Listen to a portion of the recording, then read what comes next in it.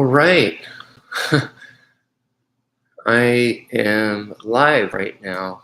I'm talking to a friend of mine on Facebook. He says, I told him, this isn't planned. I was thinking about doing this. And he said, go for it. So I'm going to tell him right now. I did. Let's see. Is there a link? I'm not sure what the link is.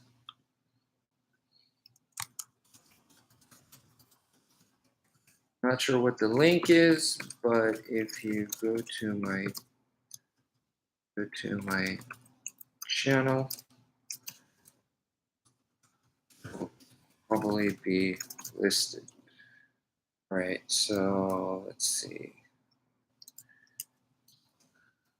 Let me send him the link. Just to my channel, youtube.com/Wmpyr. Okay.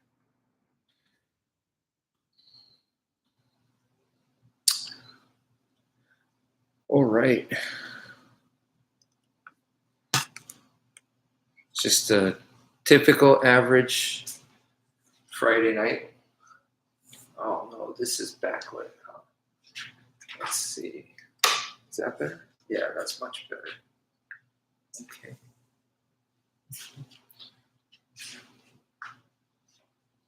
Much better. Wanted to do some jump rope, but I just ate. That would not be a good idea.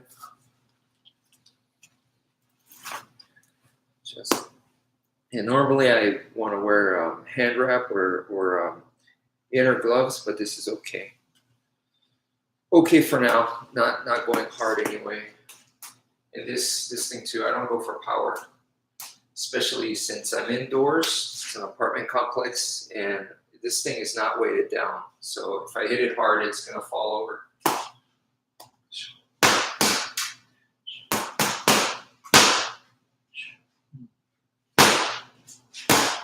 I just watched a Joe Louis seminar, the father of American kickboxing, and so in the back in the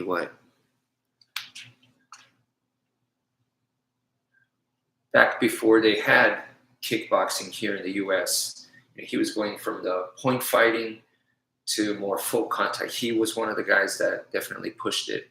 Him and his whole crew, Bill Superfoot Wallace, Mike Stone, Chuck Norris, all those guys trained together. And Bruce Lee was in that inner circle, Bob Wall. And I think Joe Louis was one of the ones that really, really liked the full contact. And of course, Bruce Lee was a big advocate for boxing. He liked that. So in his seminar, he was, it looked like it had a lot of information where he was bridging the gap between traditional karate and looked to me, which was a lot more like boxing. A lot of good info there to help someone who does something like traditional karate, and then how do you go into more full contact? How do you make that transition? Well, the stuff that he was teaching seemed like it was really good for that, to bridge the gap and make use of your traditional karate skills and not have to go, okay, I'm going to put it away and I have to completely start over in boxing or something. It wasn't like that, So he made it relatable. He made a bridge, so to speak.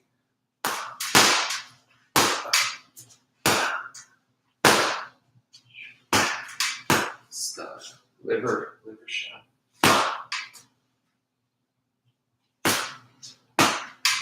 Go upwards. I kind of like it this way. I've always felt more comfortable. Felt like it put in more power that way. And then this sets up for. So this would be the spleen shot. this way. You don't really hear about the spleen shot.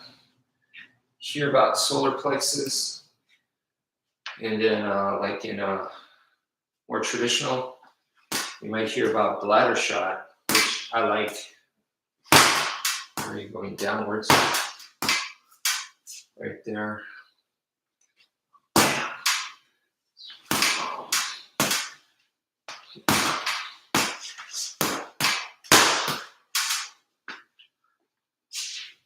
Something I wanted to do in a future video is talk to you guys about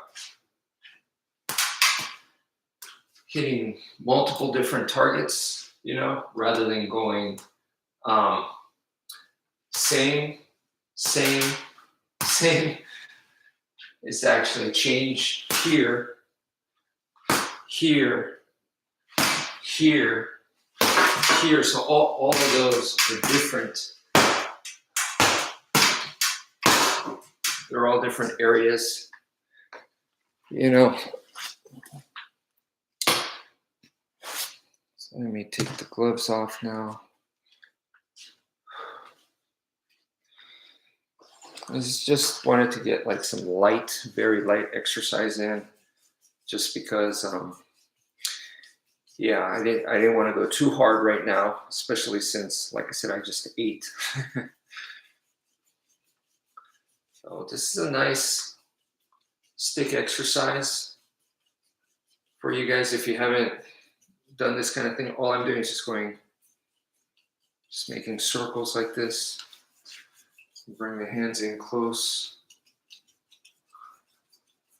like you're rolling up a newspaper. This is good exercise for the forearms and the wrist.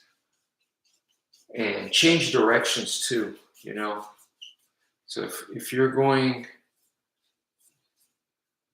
this way, be sure to go this way. Now forwards, forwards, forwards, forwards, forwards. So don't forget to change directions. Nice exercise. Really, really windy outside.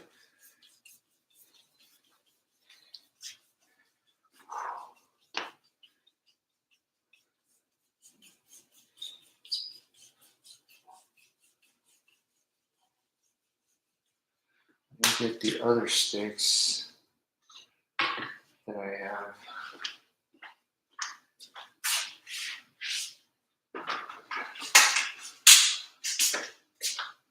I typically like to use these because they're shorter and it's PVC.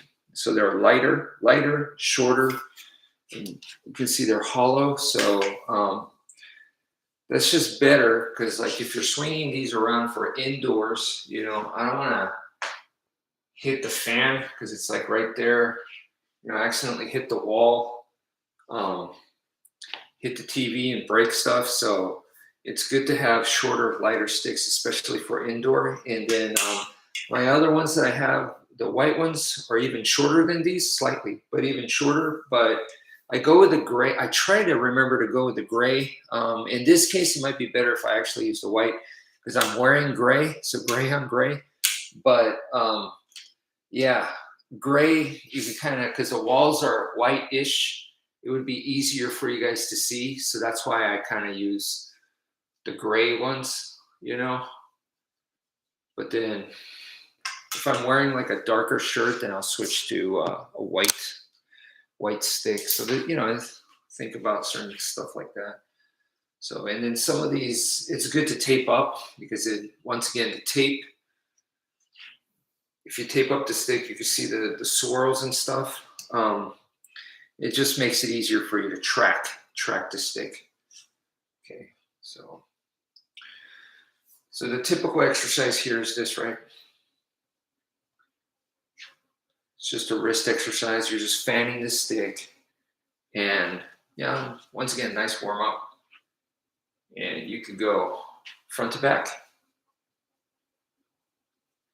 And then, of course, front to back. Up and down. And it just helps with a little bit of spatial awareness, you know.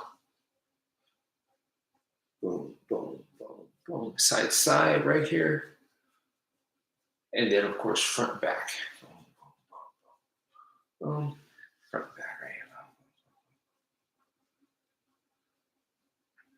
If you want to make it more challenging, you go like this. So hold it instead of the middle. The middle makes it easier. So you could hold it right there. So,こんにちは、どうも。どうもどうも。今、日本では何時ぐらいなんでしょうね。12時ぐらいですか。お昼近い時間なのではないでしょうか。土曜日のお昼ぐらいかな。アメリカではですね、今テキサスなんですけど、テキサスの時間では金曜日の、夜の9時51分です。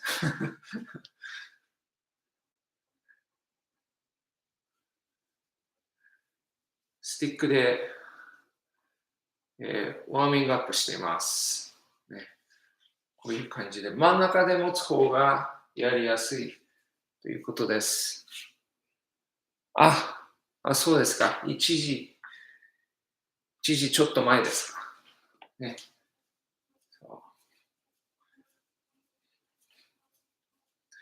こういうような準備運動でワームアップですね。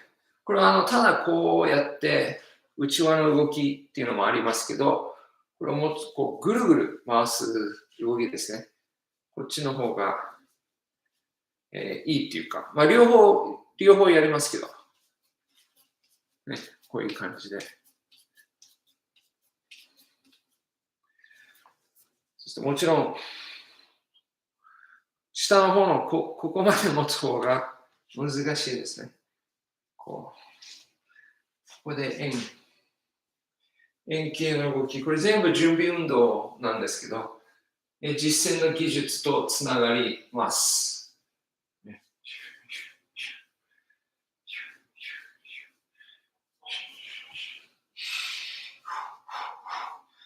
これを使って、縄跳び系の動きですね。こうやって、これもいいですね。今ちょっと食べたばっかりなので。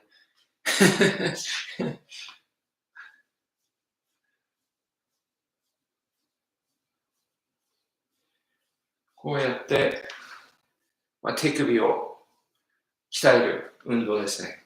こういうような円形を作る動き、こういうような動きは、毎日やりなさいと、僕の先生の先生、フィリピンの先生が、そう言ってました。これ今今度、同じ動きじゃなくて、逆方向ですね。こっちが、この上に行く、こっちが下に行く。こういう動きですね。一人で行うディフェンスの練習方法。そうです。そうですか。はい。コメントありがとうございます。そうですね。まずね、やっぱり武術の練習っていうと、こう、ワームアップですね。ワームアップの仕方で、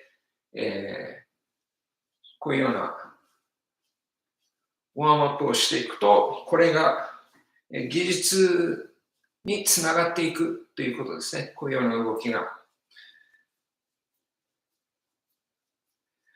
やっぱり人間の手首っていうのは結構ウィークポイントなので、こういうような動きをしていると、そのウィークポイントがそんなに弱くなくなっていく。ね、結構悪い人とかにこう手首とか捕まえられて引っ張られたりするじゃないですか。そういうのをやられても大丈夫なように、ね、こうやって手首を普段から強くする練習ですね。強くするっていうのは別に筋肉をつけるんじゃなくて、手首の筋とかね、この動かすのをこうやって強くする。ね、これが大事だと思います。ね、こういうような感じで、ぐるぐる回していく。こんにちは。これぐらいの時間だったら、Hello, Wmpyr. Thank you again for the stick lessons. I learned a lot. Glad to hear it, brother. Glad to hear it. ほとんどみんな日本人ですけど、一人アメリカ人が来ました。Everybody else is Japanese here. So I wasn't expecting. Over there, they just told me that it's almost like 1 o'clock over there on a Saturday morning. So I guess that's why. And over here in the US, maybe people are, it's Friday night, they're having fun. And for me, you know, I'm training.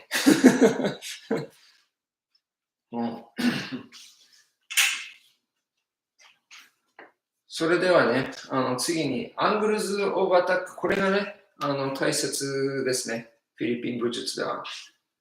So in English, the angles of attack is something we start with. So これが最も基本的な斜めですね、この動き。ここで1、2、1、2。この動きをフルスイングでやることが大事ですね。これをやることによってきちんとした体のさばき方、動かし方が出てきます。フルスイングで。So full swing so that you learn proper body mechanics. So you're going 1. I see so many people, they just want to use speed. They're doing this kind of stuff.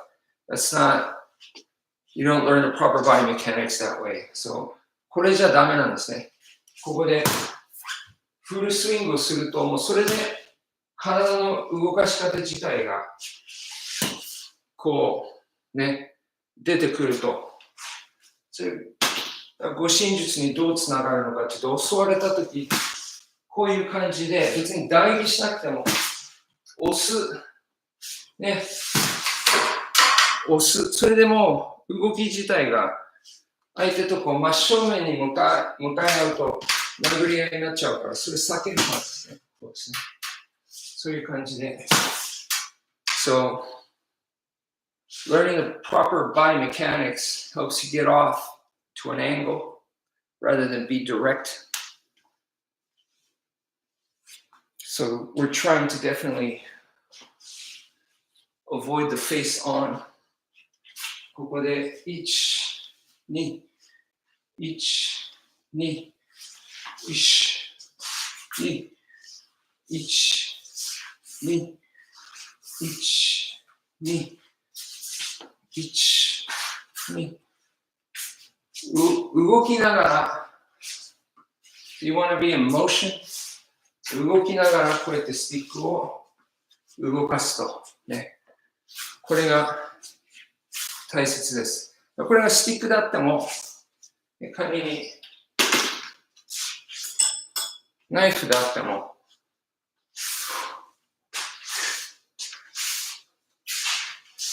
このように動きながら、move the body as you go, constantly. こうですね。動かしながら、一番良くないのは、正面にこう向かい合って、ここでこういう感じでなっちゃうと、どんな動きでも、腕がどんなことやってても、you're trading shots essentially because you're standing right in front of the target. So 何をやってもこういう感じでですね。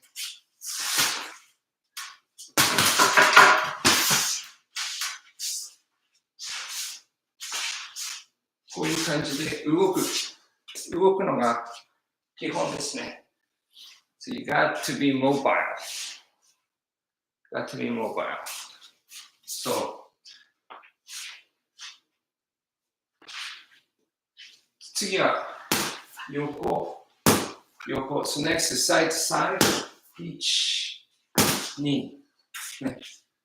1、2、1、2、1、2、1、2。で、これもやっぱりフルスイングで make sure you follow through.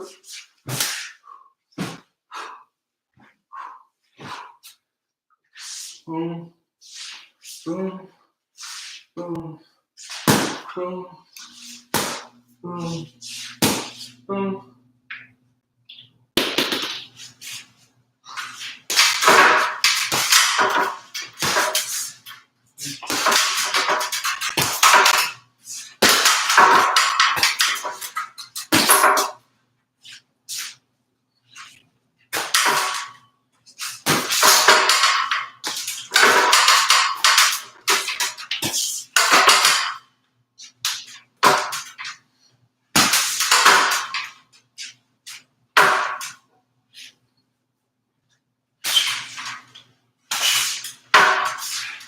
といった感じですね。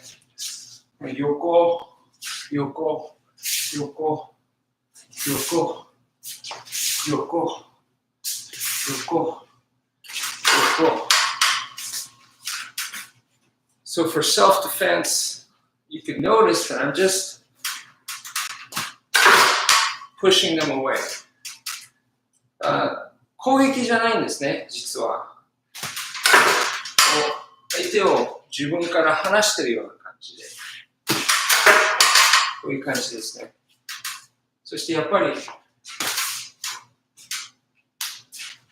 まっすぐに立たない。So I'm avoiding the straight on, facing head on, and I'm avoiding that. So I'm coming off to the side, and I'm just trying to get them off of me, using that same side-to-side movement.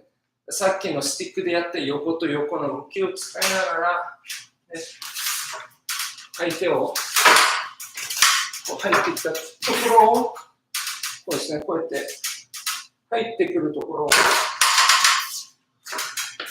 避けているっていう感じですね。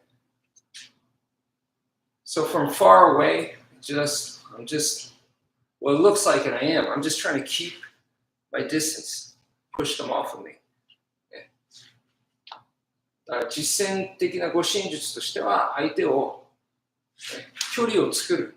距離があればあるほど安全なので。こうすればこう、殴ってるわけじゃないので、ね、正当防衛護身術的にも、その方がいいと思います。ね、こう入ってって相手にこういうことをやってるのではなくて、こうです。ね、来たとき、こう、こう、ね、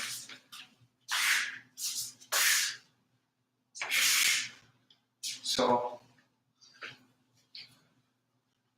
う。動きが、今度ダブルスティックで、1、2、3、4、1、2、3、4、こうですね。1、2、3、4。1、2、3、4。あ、こんにちは、カズマさん。そのまんま、今度素手で、1、2、3、4。ね、1、2、3、4。この動きですね。1、2、3、4。1、2、3、4。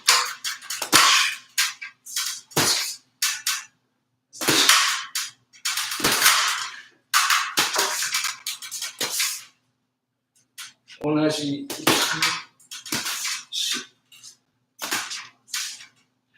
前腕が縦に。So I'm using my forearms as a shield to keep them off of me because a lot of the damage they want to do, they want to get close, grab my head and punch me or something like that. So this kind of movement, like so. そういう感じで相手に入らせない。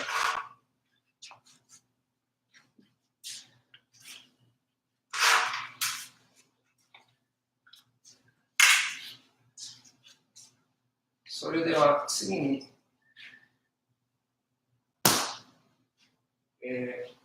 これですね。この動き、ここから from here 1、2、3、4。あ、間違えました。ここから、1、2、3、ね、4、こうです。こうです。ここじゃなくて、こうですね。もう一度。1、2、3、4。こうなります。1、2、low, low. こうですね。So you start, hit high. ここでね、頭を打つ。high, high. で次が low, low です。low, low. high, high, low, low. high, high, low, low. っていう感じなんですね。これを、もうちょっと早くしますと、1、2、3、4。So coming from here, 1, 2, 3, 3, 2, 3, 4.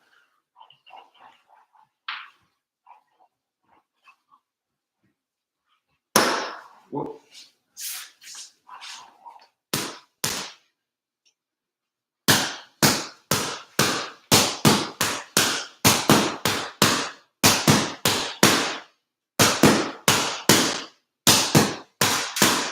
To you, 動きですね。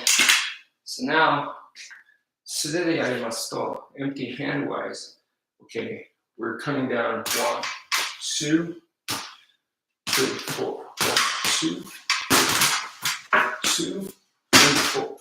1, 2, 3, 4. 1, 2, 3, 4. 1, 2, 3, 4. Okay, so how do we use that? Well, it's not like I go in and I fight this guy this way. So he's doing this, and I go,相手と向かい合ってそうやって使うわけではないです。ね。So the way to use it is when they're coming in at me, and right here I'm defending, right? Just like I showed you. このように相手を突き放す。ね。突き放すことができないとき、そこから、1、2、で使います。ね。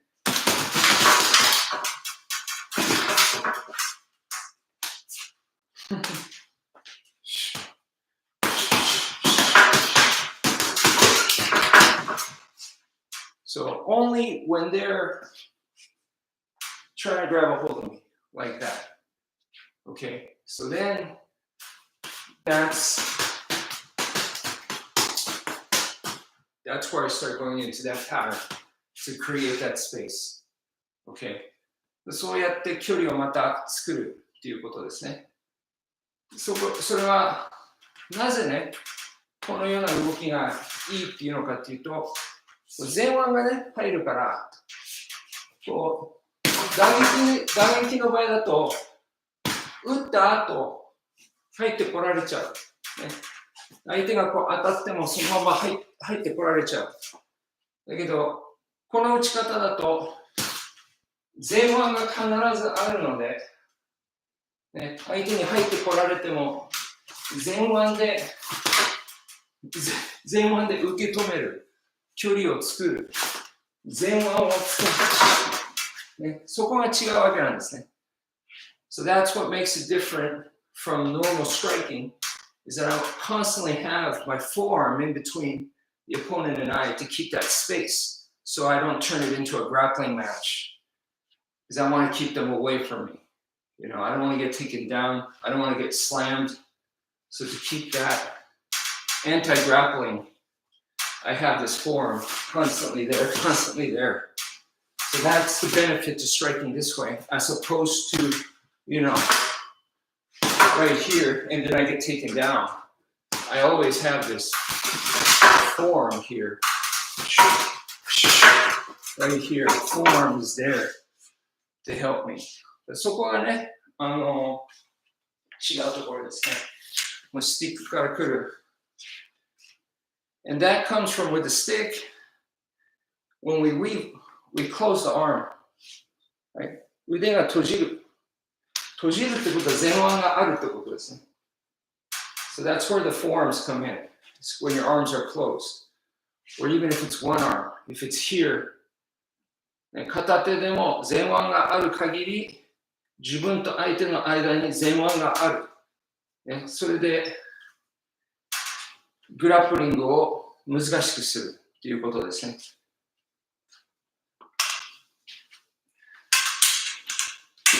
それがないと捕まえられちゃって、壁かなんかに押し付けられて、それで友達たちに来て、やられちゃう。So if I get grabbed and pushed up against the wall, then his buddies can come in and they could do horrible stuff to me. So I don't want to be pinned up or grabbed like that. So that's where the forearms come in. Okay. But before all that,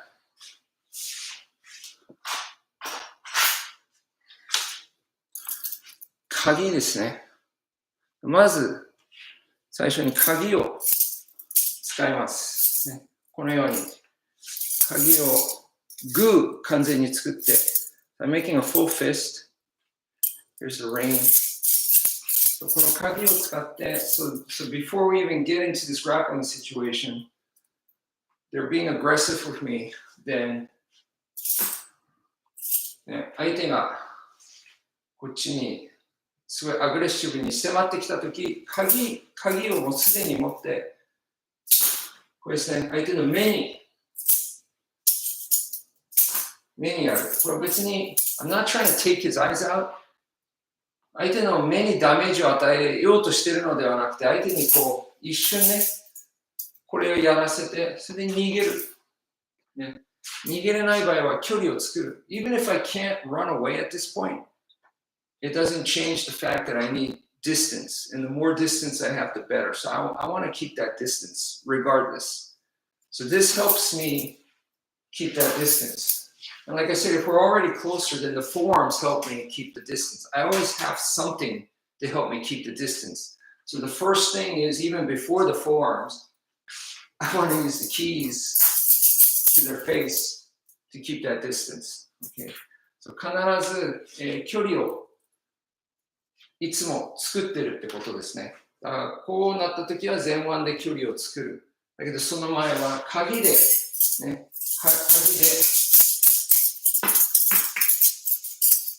鍵で距離を作るっていうことですね。でこれはこういうふうにやってるだけだと手必ず捕まえられます。ね、だからそのことも考えて、ただこうやってやってるんじゃなくて、こう、ね、捕まえに来たらそれを避ける。ね、So if you just have the keys like this, they're gonna grab your hand because they don't like it. They will grab it. So you gotta anticipate that, and when they come to grab it, move the hand out of the way, move the hand out of the way, you know, and keep doing it until you can make that distance. それがフレイルっていう動き技なんですけど、so we call that the flail, and that is learned with the sticks. So the same motion, right? So here, and that is the same as what we were doing earlier, which is just a 1 and a 2. この動きからフレイルになるわけなんですね。だからやっぱりその護身術的な考えとしては、距離が欲しい。相手に入らせない。そのためにはこの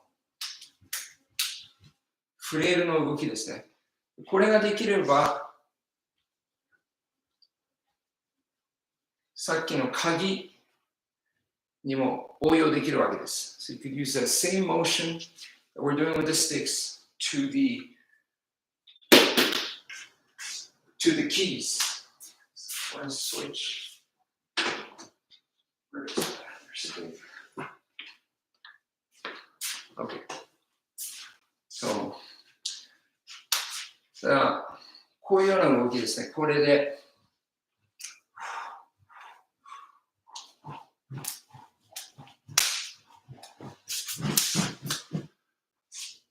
So these kind of movements, I'm not trying to attack them so much as to keep the distance. So right here, これで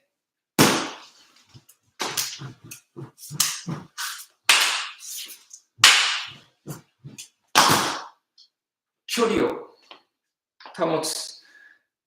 I want you to think of it as like you're a lion tamer, you know, especially if there's multiple opponents. 3 against 1, they're going to beat me for sure. So I'm using this to cause fear so that they don't want to come in. The first person comes in is going to get whipped up. They don't want that. So it makes it hard for them to come in. だからこの動きでね、これ相手が3人いたとしても、恐怖を相手に入れることなんですね。恐怖を入れて、無知でライオンを脅かしているのと同じです。無知に持った人間は絶対にライオンにかなうはずがないんですけど、その恐怖をね、使ってコントロールしていることなので、これでね、相手に入らせない。ね、それがフレイルです。ね、これ片手でやるのがフレイルっていう動きですね。これで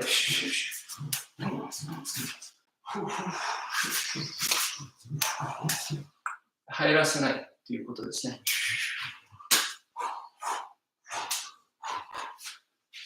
この同じ動きを鍵で。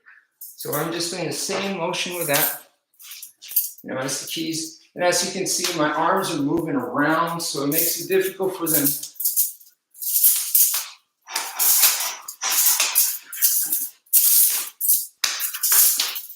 Makes it hard for them to catch it. そうやって腕を動かしてると、捕まえにくい腕を、ね、腕を捕まえにくくして、ね、これは本当に相手をダメージしようっていう考えじゃなくて、距離を保つ。必ず距離を、ね、相手に入らせない。そういう考えです。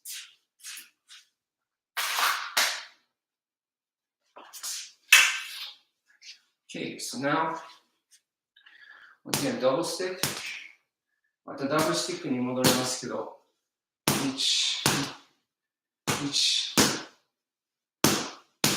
で、ダブルスティックでも同じことができます。So we can do the exact same thing with double stick, okay? So now, from here, I can just go, see, このように、さっきのフレイルと同じなんですけど、スティック2つ使っていると。It's the same motion as the flail, but now I'm using 2 sticks instead of 1, right? So I use this the exact same way, make it hard for them to come in.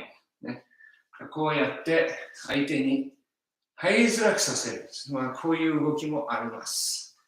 ね、こうOnce again, I'm not trying to damage them. It's the lion tamer idea. Keep that distance. これも同じく攻撃、相手にダメージを与えるっていう考えじゃなくて、相手に入りにくくさせると、ね、こっちに入らないと向こうはこっちを怪我する、ね、怪我することができないので、こっちにダメージを与えることができないので、やっぱり近くに来ないといけないので、その近くに入らせない。ね、それがこの動きです。ね、これがディフェンス的なブレンダーです。So this is the defensive blender.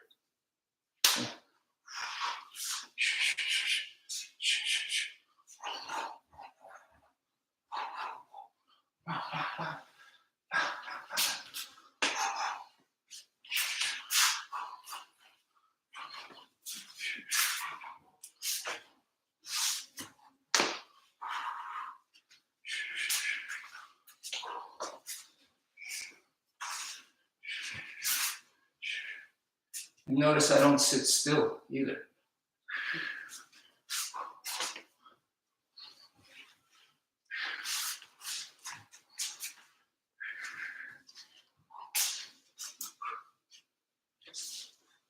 So そういうような感じです。ダブルスティックの場合は。そしてですね、鍵の場合は、鍵と、例えば、then you want to get, so let's say you have keys. You want to get something like your hat. 鍵と帽子。So you get, これですね、こう、必ずグリップをしっかり、グリップをしっかり。So if you drop your weapons, it's kind of pointless. So you want to make sure you have a solid grip. And right here, and I could do, once again, same idea right here.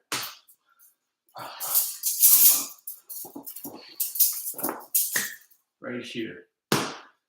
That was, what's that?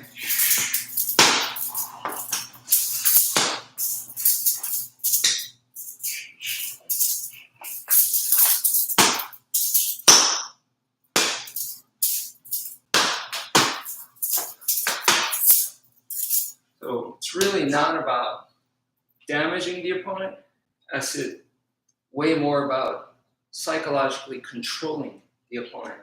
So make it difficult for them. And hopefully they'll see how difficult it is, and they don't want to continue attacking you. They don't want you to be the victim. You know, they want to pick an easier prey. So that's the idea. 考えとしては、相手がね、この人は攻撃するべきじゃなかったんだ。もっと簡単な獲物を探した方がいいということで、攻撃に諦める。ね、でこっちは別に向こう攻めてるわけじゃないから、向こうは無理に戦い返さないといけないっていうわけじゃないんですね。こっちはただ本当に距離を作りたいだけ。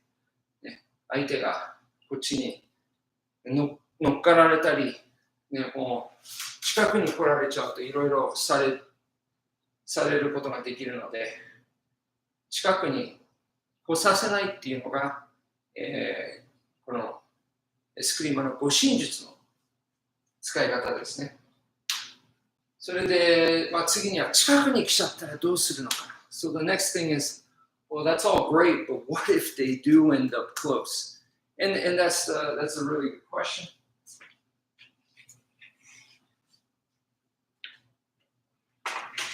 ね、近くに来られちゃった場合は、そしたら、普通の用語だとクリンチって言うんですけど、ね、クリンチに入る。ここから相手の腕を巻く。So I get the overhook right here on his arm. Alright. And I put all my weight on that arm. Okay. これをやることだけで、もうこっちの腕が、ね、打撃でこっちを痛めることが非常に難しくなる。だそうすると僕が気をつけないといけないのは、ここ頭ですね。ヘッドバットされないように自分の頭をつける。そしてあとはこっちね。こっちのパンチ。それを守る。そして次、膝ですね。筋的。横に回る。横に回れば筋的が、膝蹴りができなくなる。だいたいこれです。So if I wrap up this arm, it's hard for him to hit me with this now that I wrap it. The next thing I got to worry about a headbutt. So I put my head close to his, then it's harder for him to headbutt. So then I really just have to worry about this arm right here. Boom. And the next thing is knees to the groin. So then if I come to the side and I hug him real close like this, now it's very difficult for the guy to knee me in the balls that way. So then I got most of the main attacks covered in the clinch. それをやっていけばですね、大体大きな攻撃法っていうのは避けることができまして、and the idea here is you want to be dead weight. And I know it's a scary position to be in because you're so close to the opponent and you might feel their anger, aggression, all those things. And if you're not used to it, that could intimidate and scare you. But that's where they say sparring is necessary. But then you really go, when you get used to it, you go, oh, this is actually nice. This is a resting position. I can rest here. I mean, you don't want to literally because you could be multiple attackers. I mean, one mistake here could cost you your life. So I'm just saying, but it is definitely a place where I'm not going to say you could relax, but it's definitely a lot safer once you get to here. Okay. ここに来ると本当に安全っていうか実際は安全なところはないんだけどどちらかというとかなりコントロールしてるので、これに慣れてないとすごく怖いかもしれないけど実は自分にとってここまでコントロールができるとかなり安全なので、ここでもう本当に自分が重くなる相手に体重をかける乗っかる感じで相手に休むことが大事だと思います、ね、そして相手を疲れさせて弱らせていく、ね、そういうことですね。So you're just really trying to get them more and more tired, right?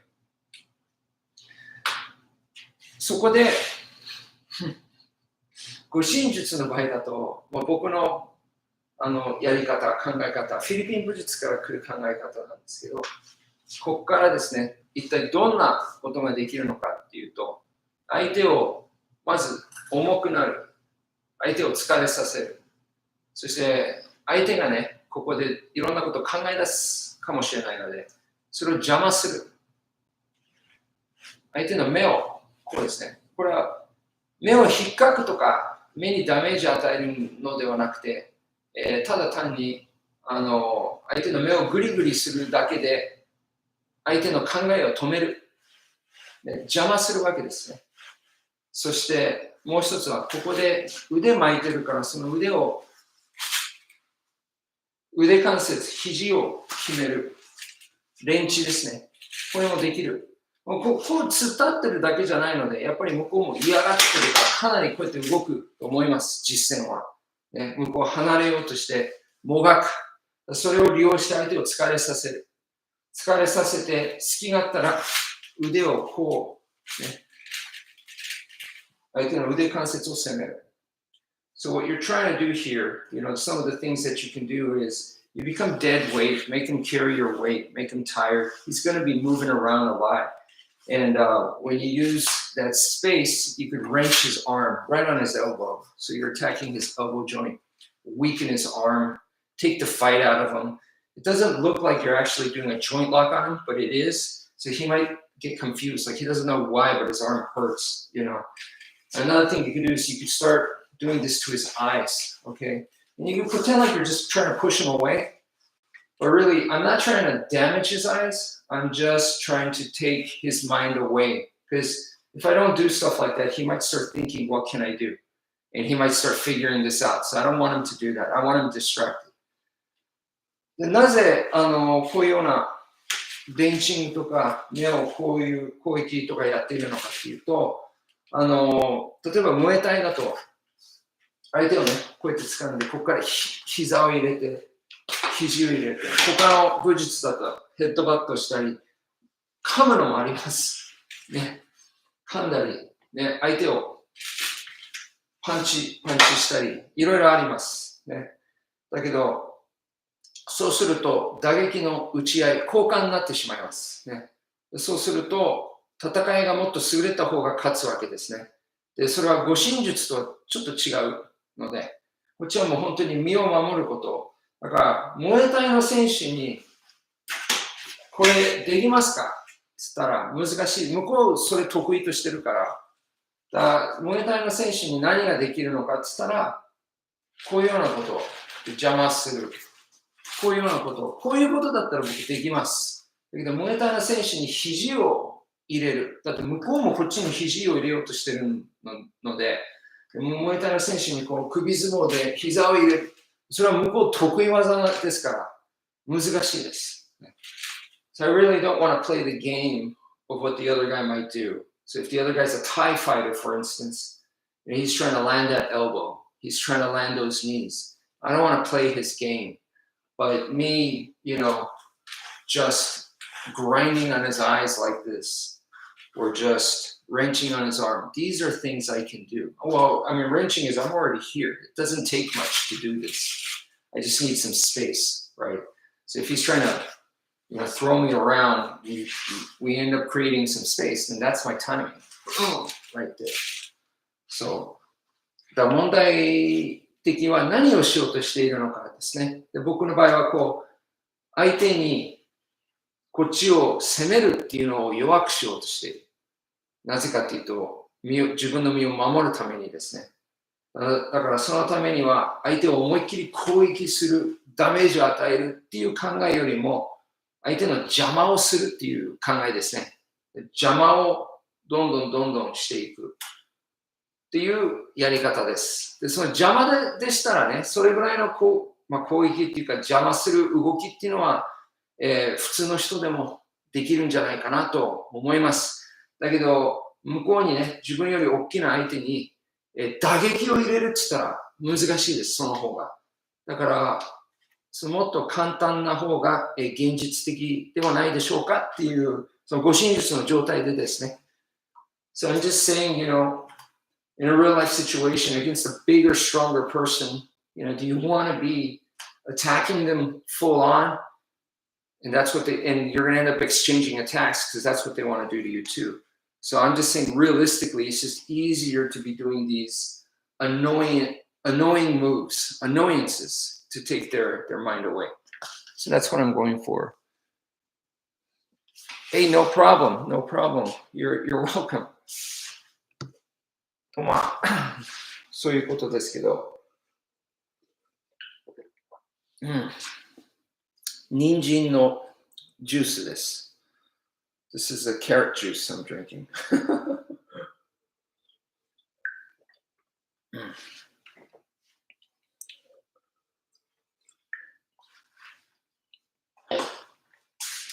The Filipino martial arts is something that I really personally really enjoy, but there's so many ways to explore it. And for me personally, I really like the self-defense aspect.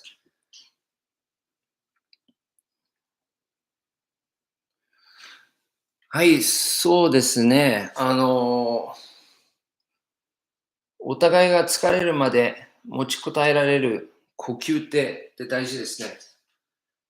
本当にその呼吸のマネジメントですね。それすごく大事だと思います。This person commented about your breathing, to be able to breathe well in a real life situation. And you got to manage your breathing, manage your energy. So 100%.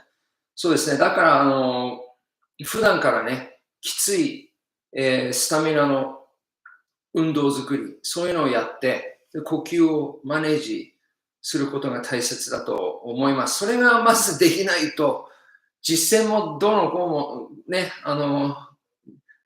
どの子もないと思いますね。まず、その普段の基礎体力作りからの自分のその呼吸のマネージですね。それをできないと、本当に実践になっちゃうと、もうすぐに息上がっちゃって、ね、何もできなくなっちゃう。So yeah, definitely need to manage that kind of stuff. それでですね、ボクシングの場合だと非常に呼吸が上がります。So I just said in boxing, it definitely takes your stamina away really fast. So that's a great exercise. That's why I like boxing so much. From their rope work, the jump rope, all the way to the bag work. ボクシングはね、本当にその点すっごいきついので、縄跳びからこれですね、こ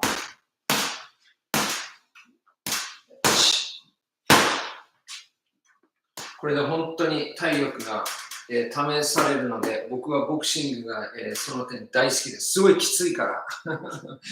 別に得意とか上手とかそういうわけじゃなくて、そして実際に相手とこう打ち合うボクシングの、ね、戦うっていうそういう気持ちはないので、Yeah, it's not like I'm going to use this on a guy that's, over 200 pounds anyway, or even if they're under 200 pounds. I have no intention of boxing with anybody.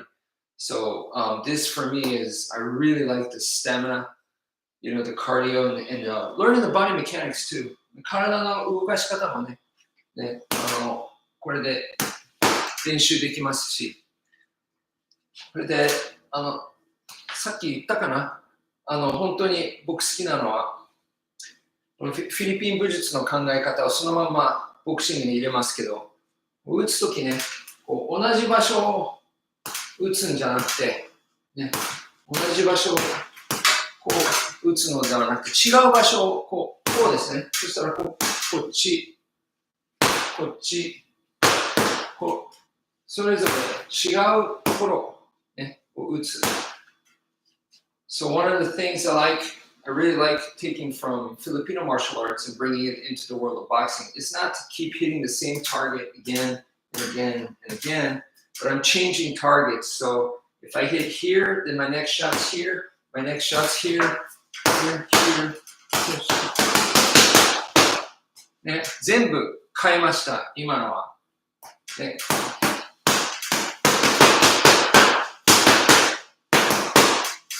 全部変えてるっていうことですね。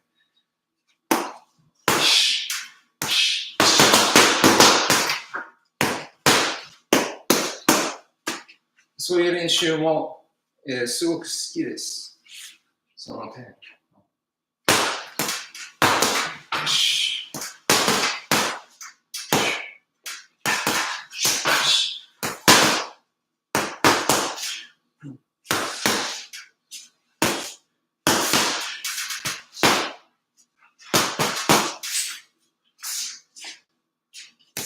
And another thing I really like about the bag is that it moves. So when it moves, I imagine that's when they attack. So here, boom, they attack. If I can meet the attack, I can move out of the way. サンドバッグがこう動くのがね、非常に自分は好きですね。これでタイミングの練習です。こうですね。こう避ける。ね。バッグが前に来たとき避ける。そしてここで打ちながら避ける。ね、こんにちは。足の動きですか。フットワークはね、こうかな。こういう感じですか。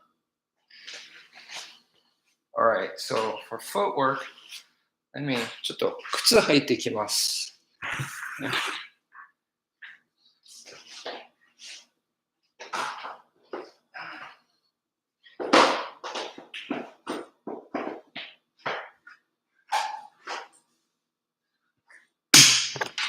Alright. 見えますかね。ちょっと見えないかな。Let's see. Yeah, I think you guys can see footwork there.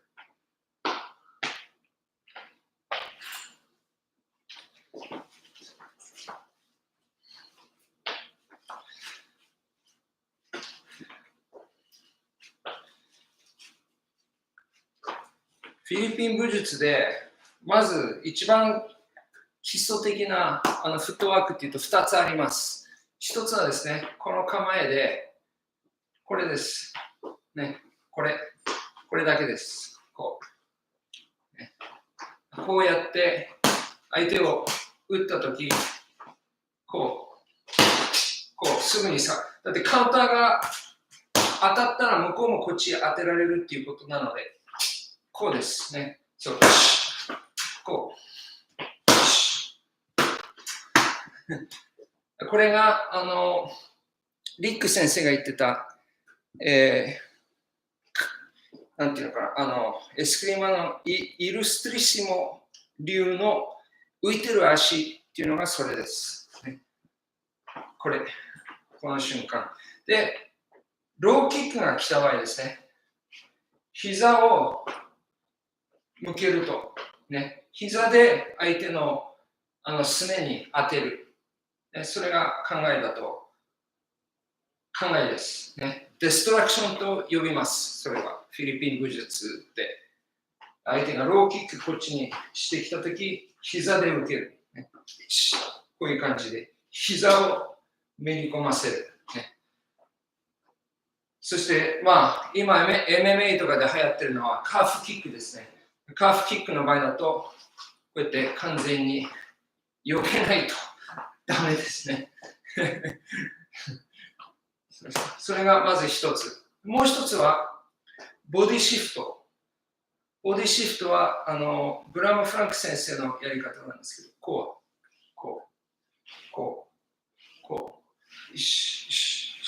So this is called body shifting. Boom, boom, boom, boom. Right? The first one is called the floating foot, according to Sensei Rick for the Illustrissimo style of Filipino martial arts. So this is the floating foot. And then this right here is the body shifting. これでボディシフトで、ボディシフトはどうやって使うのかっていうと、例えばこう、打ったとき、ね、次のが、こうやってボディシフトで調節できるわけです。距離をね。ここから、こういう感じでパンチを打ちながら体が動けるというのがボディシフトですね。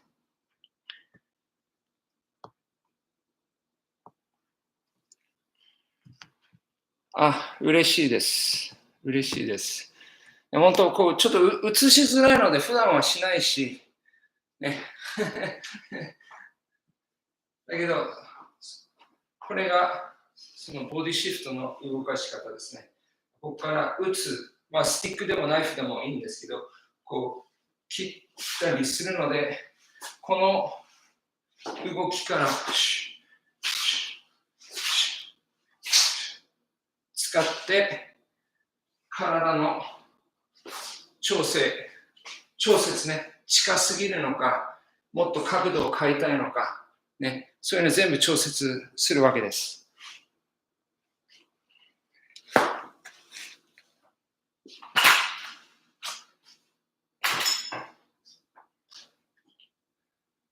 ナイフでやりますと、例えばこう、今ナイフ後ろの手なんですけど、ここで、so from here, the backhand, and I slash right here, I can body shift.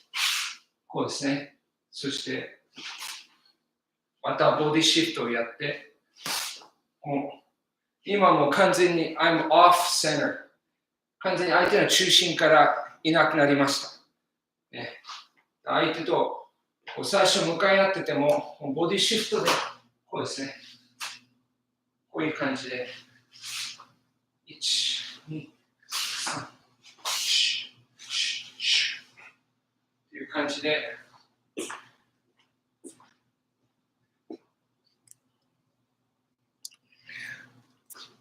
So those are the two main footworks for Filipino martial arts. There's a lot more, but those are two huge ones. その2つがね、本当にフィリピン武術ではすごく大きなフットワークです。ね、もう一つは、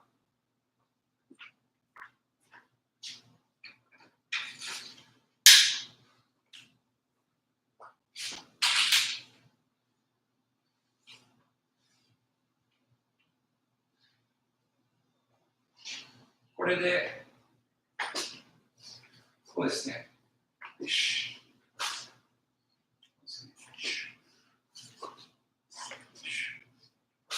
この V の形ですね。だから、まっすぐで、真正面っていうのは避けるっていうことなんですね。だから、そうですね、スティックを持って、こう、ディフェンスか攻撃、どっちにしろ、ここではやらないということですね。ここでやるんじゃなくて、こうですね。必ずここから、ね、そしてここからはボディシフトで調節して、また今元に戻りました。またここからこう来て、相手の足を切ったり、で、また横に行く。この45度の角度っていうのは、これおそらくね、これもトップ3に入りますね、フットワーク。So this going to the 45-degree angle instead of being square with the opponent is huge in Filipino martial arts. And those are the top 3 footworks. If I had to say, easily, those are the top 3 footworks in Filipino martial arts.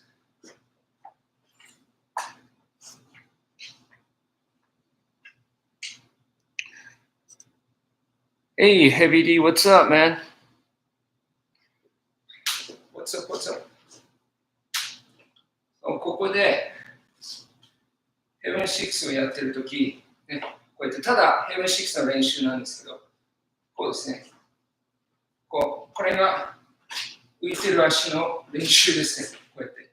So I'm just getting used to bringing my right leg back.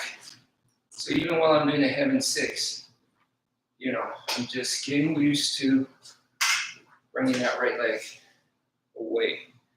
So that is the floating foot type of practice right there. Okay.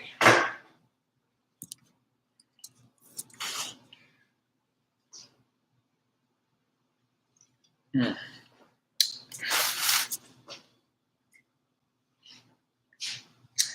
ここがね、皆様、どれくらい見えるかわからないですけど、これが僕の、道場です。So this is my dojo, as you can see. So here, let's see. This is the bag right here. Yeah.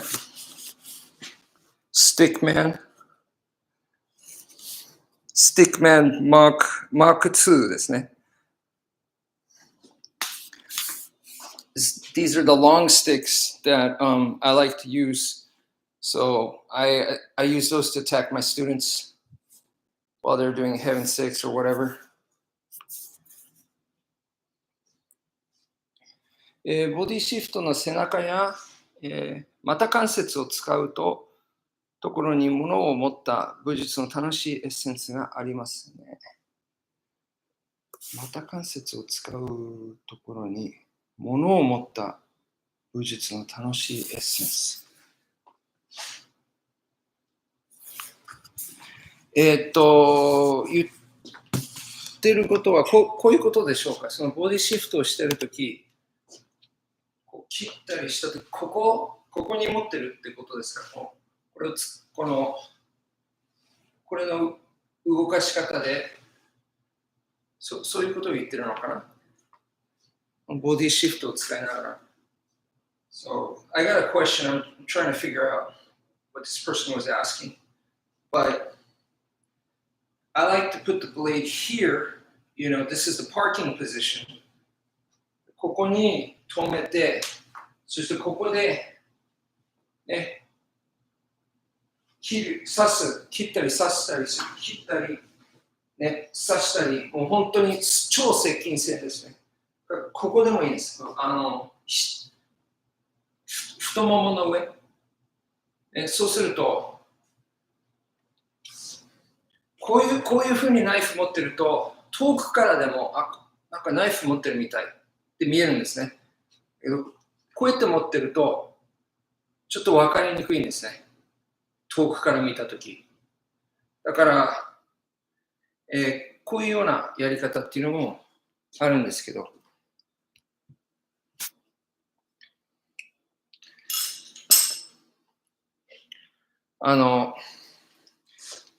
体を使って刺したり切ったりすることが大事になるんですね。その超接近戦の場合は。So in ultra close range, you got to be able to cut and stab with using the whole body because you're not going to have the range to extend out your arm.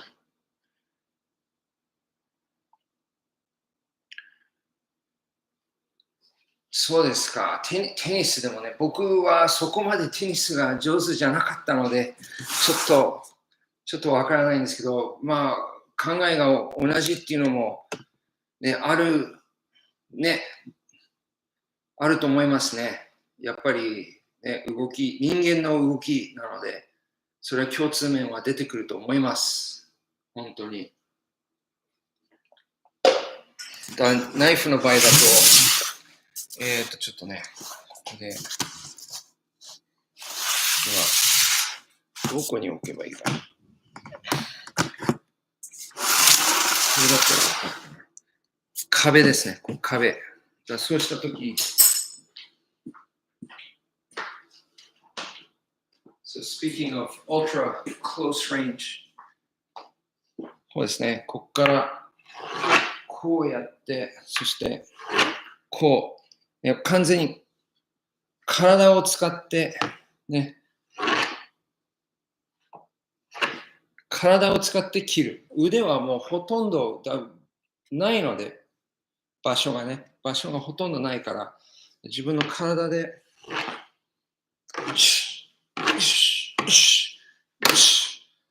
こういう感じで、使わないとダメっていうことですね。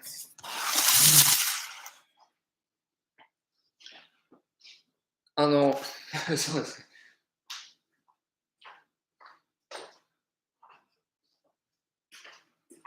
僕が生徒さんにやらせる、練習方法、ドリルなんですけど、ヘブン6をね、最初距離でこういう感じでやると。ね、だんだんこう近くなって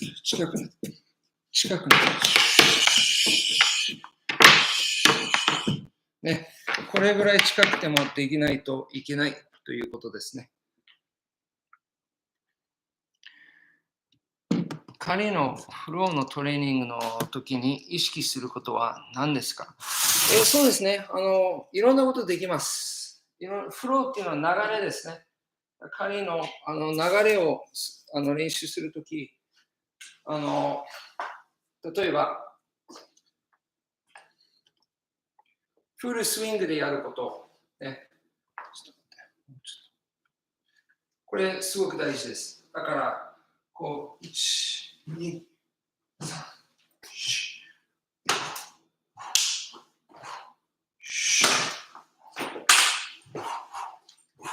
フルに動かす、ね。そういうこともできますし、あと普段使わない技ね。普段使わない技を意識して、自分のいつもやるパターンですね。こういうような動きに、よしと、普段使わない技。こうやって、次、こっち。はい。こういうのもある。こういうのもある。ね、そういうように、普段使わない技を意識して入れるとか、あとまたはね、ただ、ものすごくスムーズにする練習ですね。別に力を思いっきり入れなくても。ね、So for this kind of free flow training, you could be smooth and just focus on that. It's almost meditative,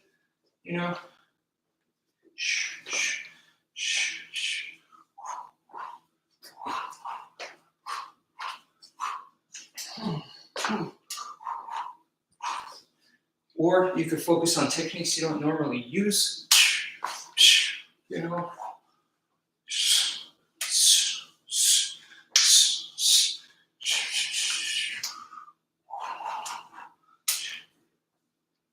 Or you can work on full swing motions. It's always important. Full swing. So there's a lot of things you could work on.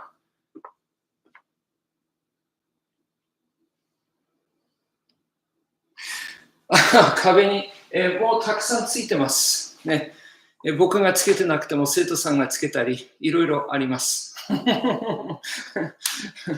Yeah, someone said, They're worried about me hitting the wall, and I said, "Oh, it's been done many times, not just by me, but also by students."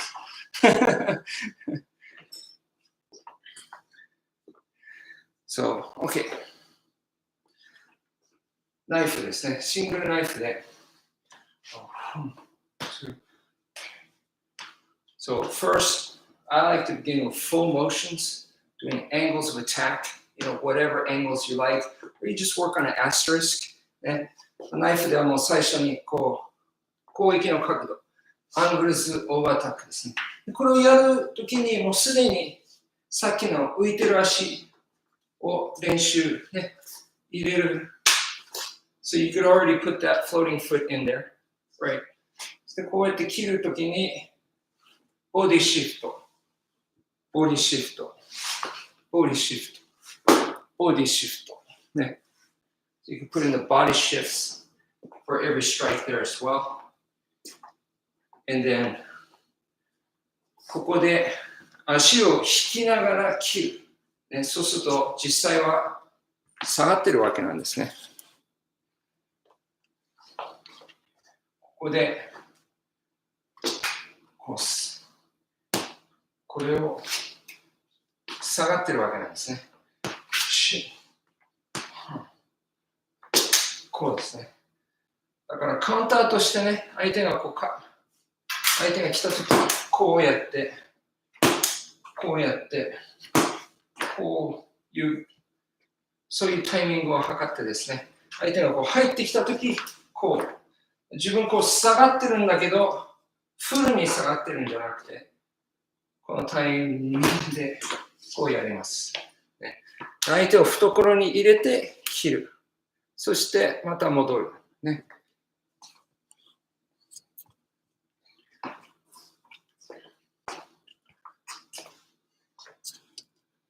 明かりがちょっと。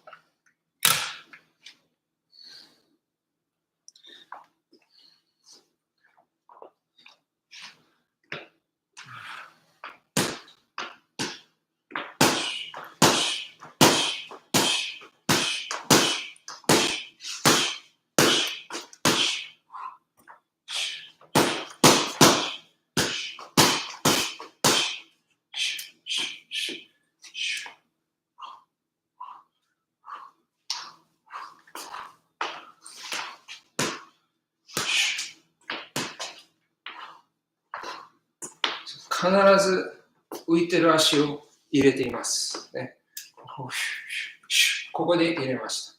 ここで入れます。ね、それも必ず練習に入れるといいと思います。ね、それでヘム6系の動きだとボディシフトが出てきます。ね、So always put in that floating foot, and then when you're doing something like the Heaven 6, now your body shifting. そのボディシフトから体重を移すことがやりやすくなります。So from body shifting, it becomes easier to switch your weight so that you step in at those 45-degree angles that is necessary. そうですね。実践的なフローのやり方、そういう場合は、すごく考えます、ね。だけど逆にそうしないで、本当に、頭を無にするような感じで、ただ走ってるような感じで、そうするとまた気持ちいいのもあるので、いろんなやり方がありますから、いろんなやり方をやってください。ね、So he was asking me about free flow again, but I was saying that in free flow, you could be very technical. You could think about a lot of different things as you're doing it. So as you're doing your free flow, okay, you could start going, okay, what if I sidestep here? Now I got to recover some pivot right here. Okay, he might chase me, so then I do a floating foot right there. Here's my pendulum step to get out, pendulum step to come back right in. And boom, here's a defensive retreat. There's a lot of technical stuff you could put in there. Or you could also do it just no mind and just use it like meditation. So And just do kind of what you feel like.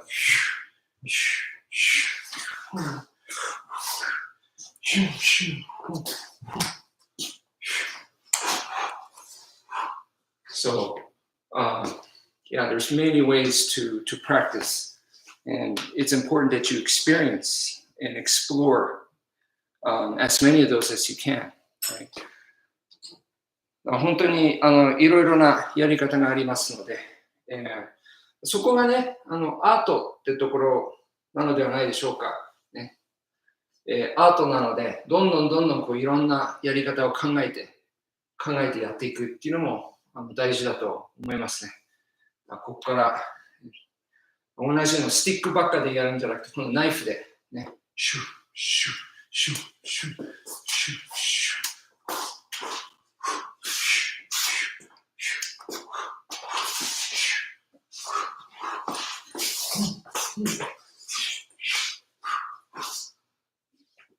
さっきも言いましたけど、その超接近戦になった時は、ね、こういう感じでもっと体全体で切らないといけない。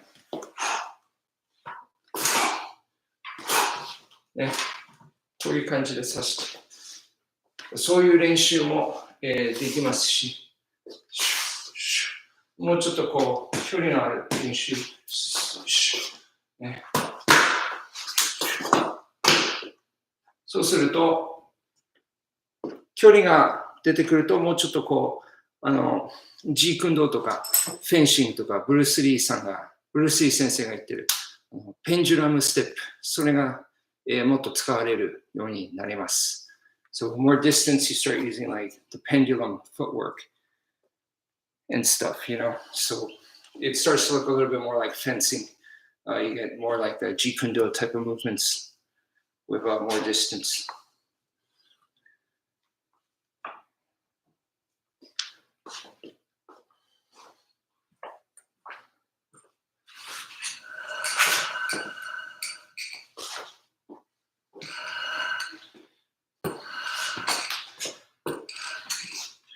Double knife でね、今度は。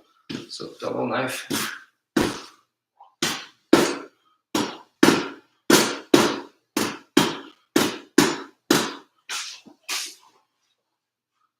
It's the same movement as the stick. Stick と同じ動きですね。これを。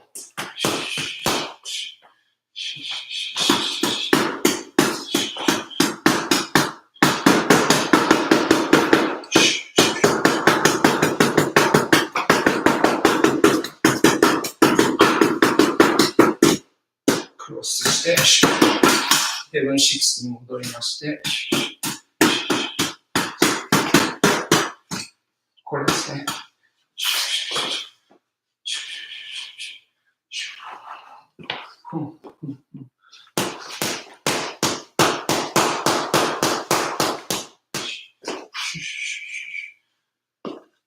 これが、ダブルナイフのブレンダーです。ね。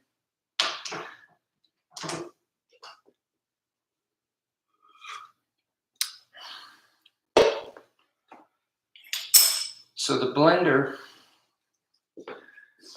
to me is something that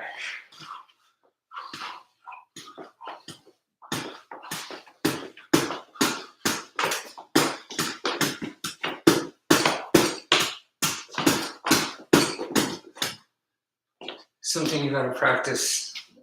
今どうしてニコニコしてるのかっていうと、こう皆様が見てる前で、やるっていうのはやっぱり結構ね、プレッシャーかかるっていうか、その中でちっちゃな刃が小さいとやっぱりその分難しくなるわけなんですね、当てるのが。今全部こううまく当たったので、それでちょっと喜んでいる。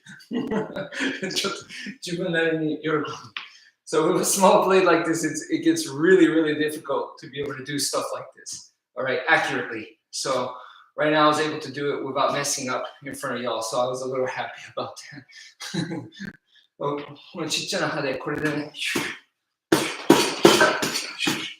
And now that I said that, I messed up royally right now. So 今のこと皆様に言った後、今やったらすっごい間違えました。こう指に当たったり、もう今めちゃくちゃ、今のはめちゃくちゃですごい失敗しました。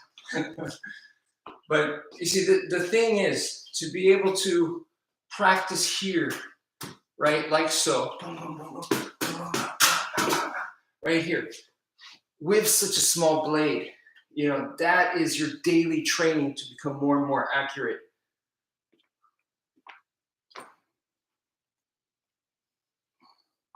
Ah, ありがとうございます。本当にこうやって練習していく、ね、フットワークを入れて、そして非常にでやっぱり実践っていうのは相手の腕とか動いてるので、その動いてる中で相手自体も動いてるから、その中でディファング・ザ・スネーク、相手の腕を狙うというのは非常に難しいことです。だからこっちもね、これで、このちっちゃなナイフで練習するっていうのは本当に、難しいね。難しいので、そうやって練習していきます。最初始まるときはね、本当皆様、大きなナイフ使ってください。このように。大きなので、ね、これよりもっと大きくてもいいです。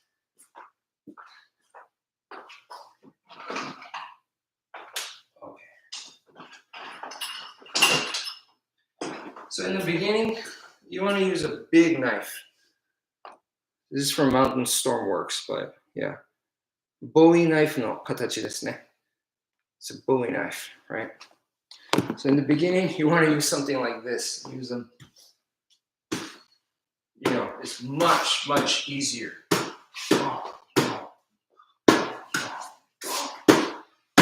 Right? And as you get better, you want to start making the blade smaller and smaller and smaller. So, and then also you want to get further and further away. 距離を離すのもいい練習になります。ここから入ってきて当てる。そして切って出る。ね。こういう感じで、そういう練習も入ってすぐに出る。ね、そういうような練習も、できます。ね。本当に。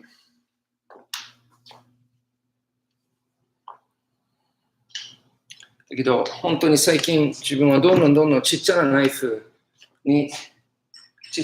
ばっかで練習しています。ね、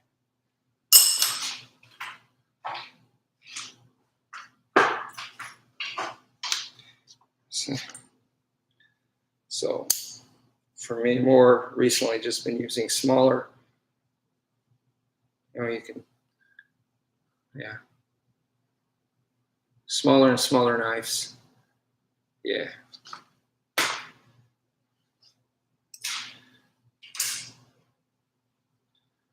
But the reason why you want to start with something large is because, well, you start with this, the stick. So then it makes more sense to go from this to something like this instead of going from this to this, right? だからスティックからね、突然いきなりこれ言ってもすごく難しいので、だから真ん中にこういうような大きなナイフを使った方が行きやすくなります。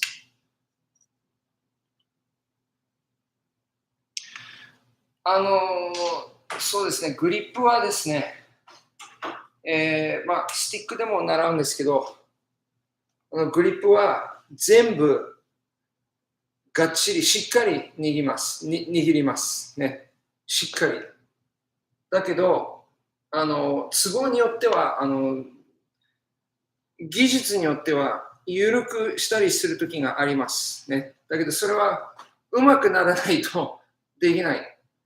だからこうギューって力強く持ってると疲れますし、そして動きもあんまりよく動けないんですね。だけどそれしょうがないです、ね。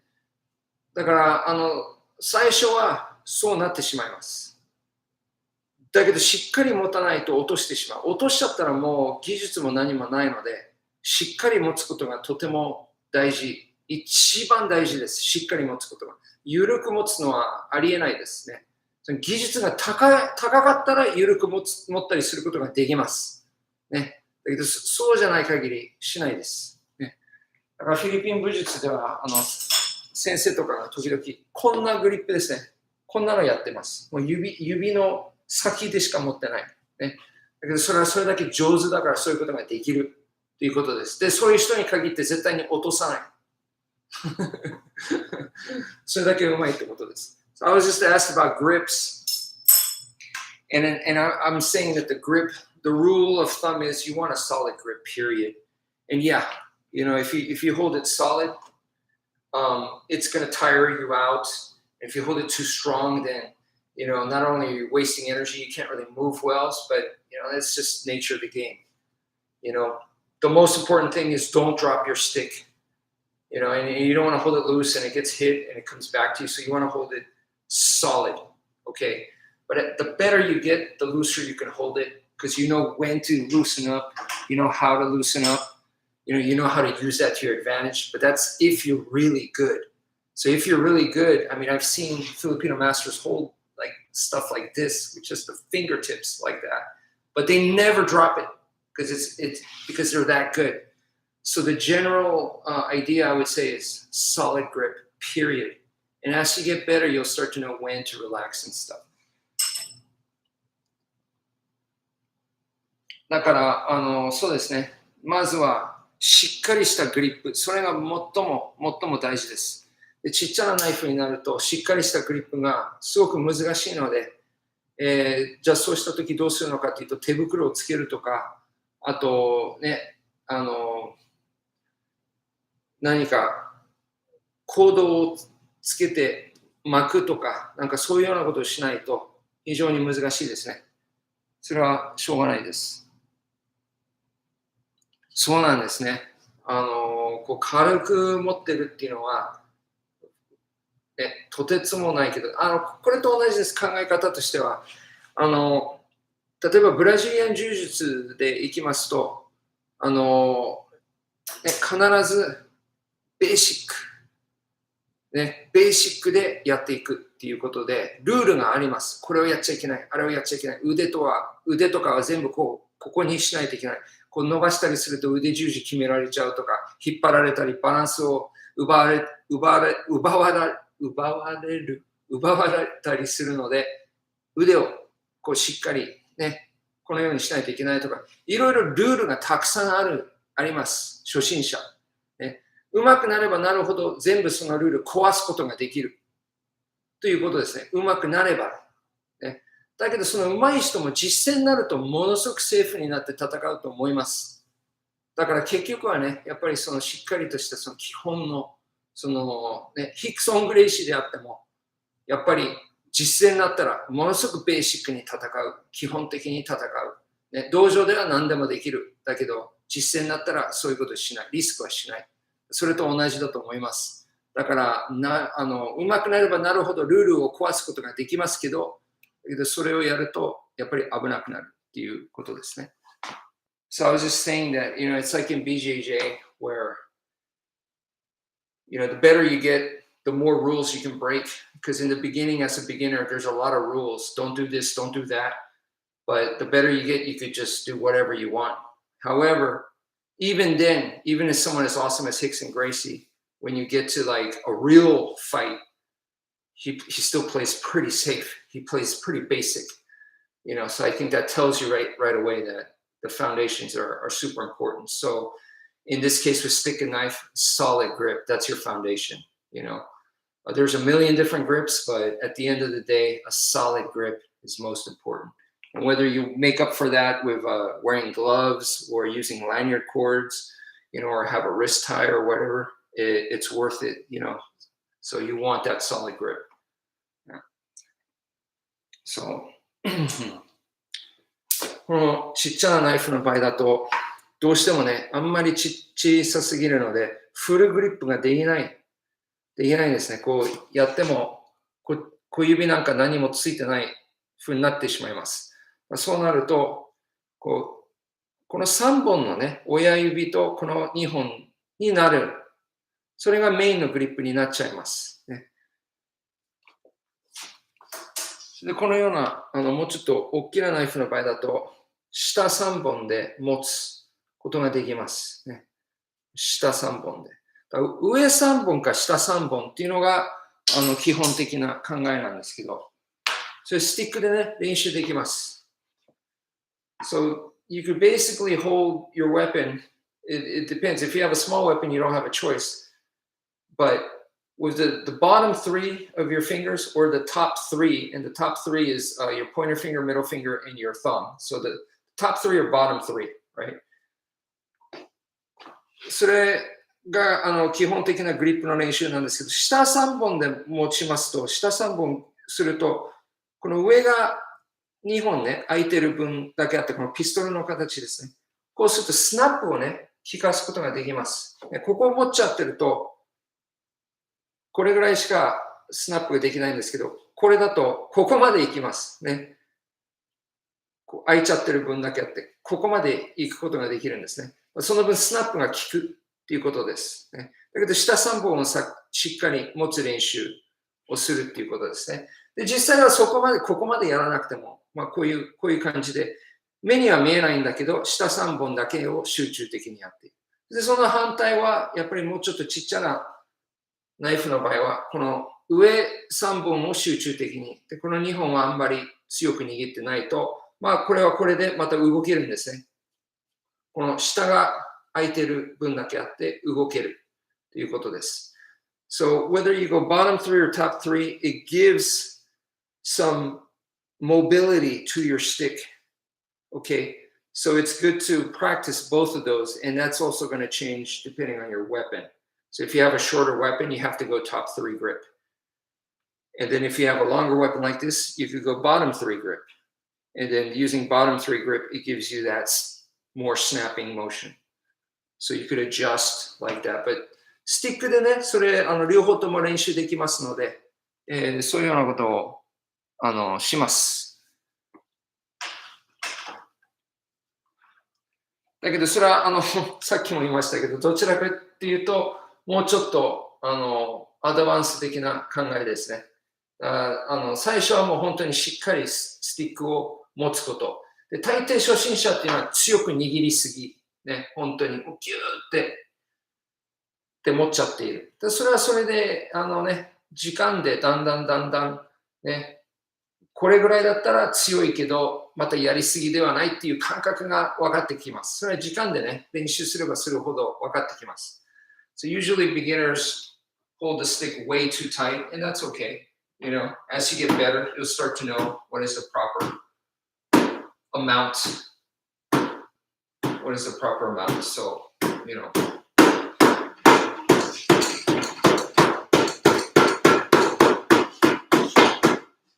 今これやってるのは下3本で握ってるから上がこう動けるようになってるんですね。だからそうやってこうやってできます。ね、手首じゃなくてここなんですね。手首動いてないでしょ。ね、スティックが手の中で。So it's just a stick moving inside my hand. I'm not using wrist. So people think it's wrist. It's not wrist. ね、でここね、これがみんな結構手首が柔らかいんだとか、手首が強いんだとか、手首じゃないんですね。手の中にスティックをこう動かすことができるっていうことなんですね。手首よりもグリップの調節なんですね。それを使っています。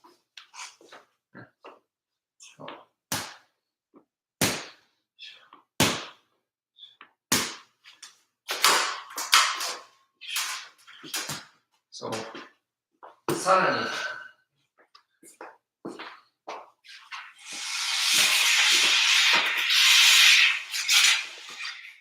にある技術なんですけど、これはね、こうやってよくある技なんですけど、このまま腕をこう持ってって、これがチョークになるんですね。こうやって、so this is a choke move that you can do. And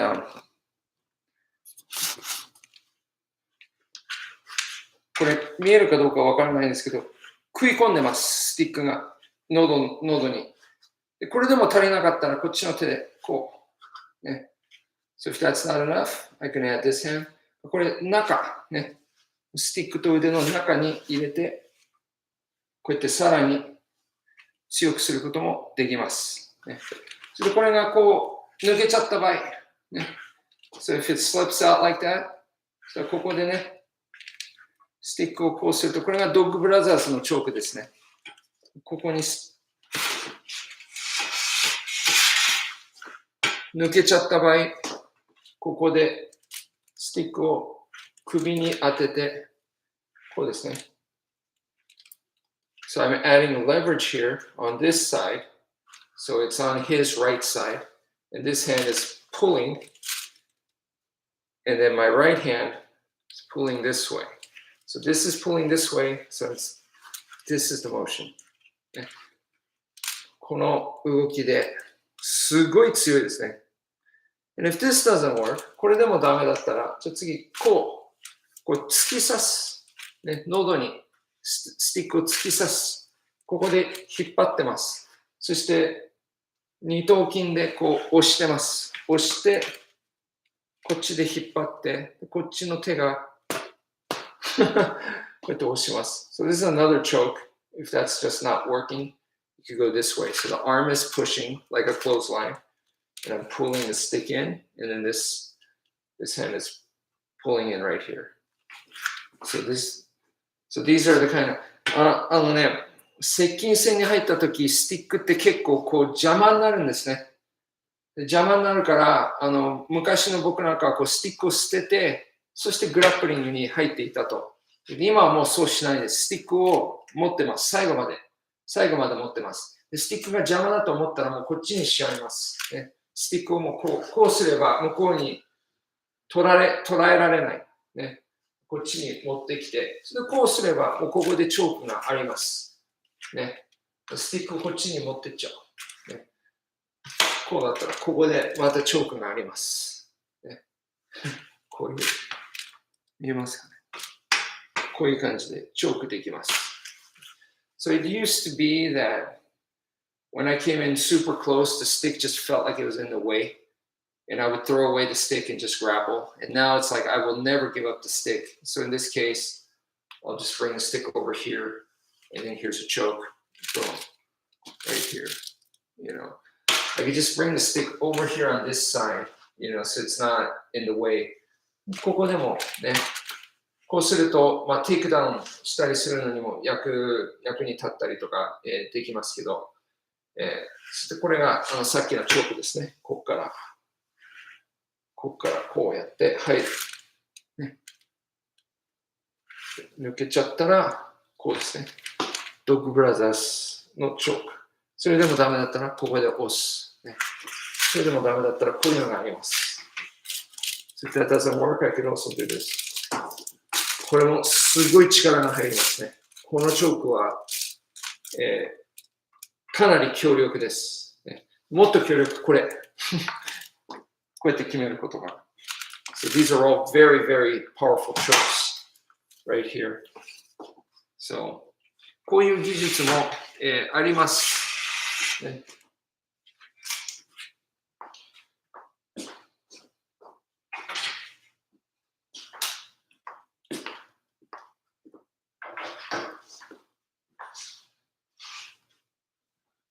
で、そうですね、最後に。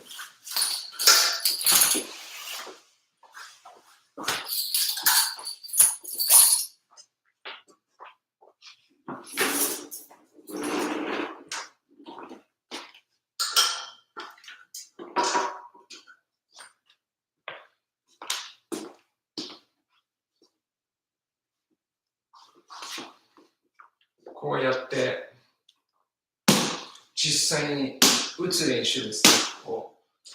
そしてこれをやるとき、こう戻ってくるときね、これサンドバッグと同じ考えで、相手が攻撃しているということで、ここで受ける、ね、受ける、カウンターをする、受ける、よし、よし、よし、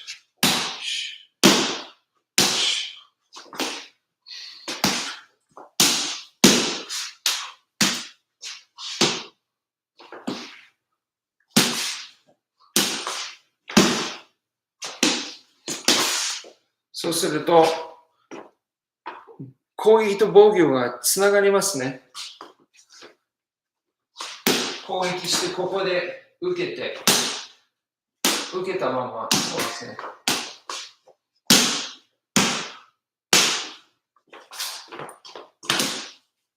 そして実戦だったらそのまんま、入っていく。入っていって、相手の腕を、ね、相手の腕を完全にラッピングするっていう考えですね。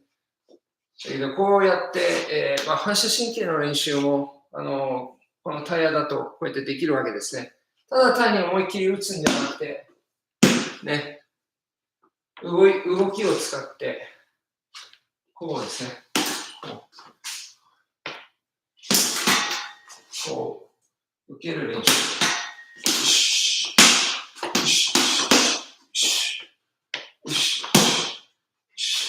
ね、そうやってカオス的な動きが出てくるので、そうするととてもいい練習になります。受けて、受けて。これが、ね、相手がナイフ持ってたら、同じような動き。それが今まで皆様に説明してきたフォースとフォースロー。こういう感じで、ね、受ける、ね。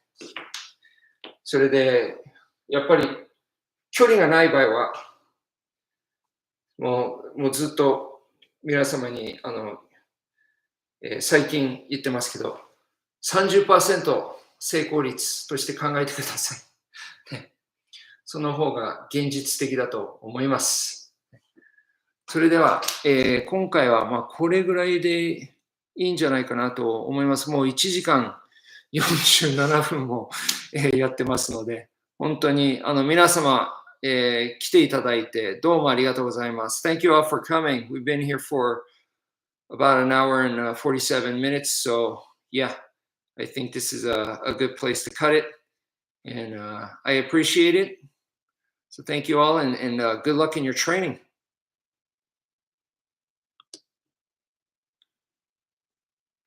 Bye bye.